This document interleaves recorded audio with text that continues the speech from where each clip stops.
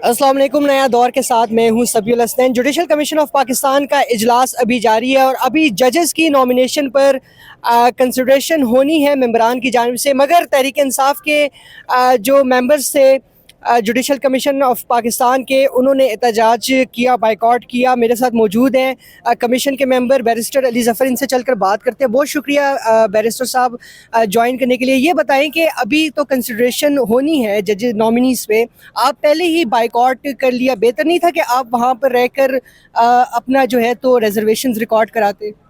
ये reservation record की हमने बाइकआउट नहीं किया प्रोसीडिंग्स का। ये बिल्कुल मैं वाज़े तौर पे बयान कर दूं कि हमारा कोई बाइकआउट नहीं है।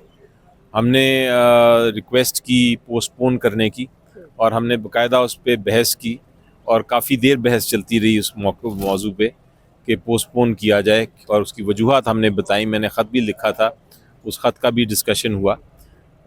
लेकिन जब वो पोस्टपोन नहीं हो रहा था तो उसके बाद हमारा फिर चूँकि एक उसूली मौक़िफ़ था कि सीनियरिटी का फ़ैसला करने के बाद आगे प्रोसीडिंग्स चलाई जाएँ, तो चूँकि उसका इंतज़ार नहीं किया गया तो हम तो चाहेंगे कि इंतज़ार हो, और हम फिर इसलिए वापस बाहर आ गए।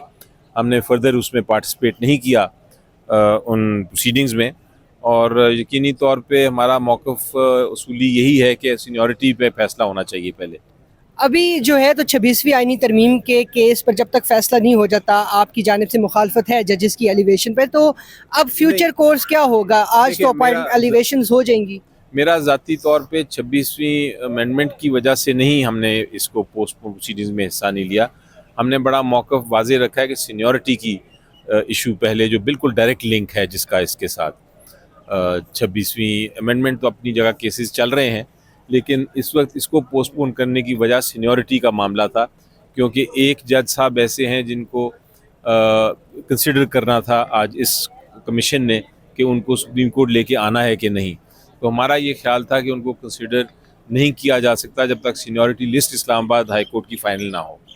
सही। जुडिशल मेंबरान का क्या मौक़िफ़ था? मंसूर अली शाह और मुनीब अख्तर, उनकी रीज़न और थी? उन्होंने भी ख़त लिखा हुआ है। वो उन्होंने ख़त में ये मौक़िफ़ भी कहा है, सीनियरिटी का इशू भी रेज़ किया है, और हमारा मौक़िफ़ उस सीनियरिटी पे उनके साथ ही है।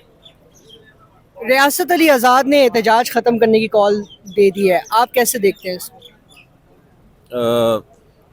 देखें, वो ये जो पूरी तहरीक है और वकला कम्युनिटी में भी उनकी कुछ हमायती होंगे, कुछ मुखालफत करेंगे, और यही जमहूरियत का हुस्न होता है। तो हम तो उनके साथ खड़े हैं जो हमायत कर रहे हैं इस तहरीक की, और जो मुखालफत कर रहे हैं वो अपनी जगह उनका मौक़िफ़ है, वो अपनी जगह खड़े रहें। हमें उससे कोई इतराज़ नहीं, लेकिन हम तो अपना मौक़िफ़ पेश करते रहेंगे, और हमारे साथ जो ज्वाइन करना चाहे हम उसको दावत भी ओपन देंगे। बहुत शुक्रिया, thank you. Thank you sir.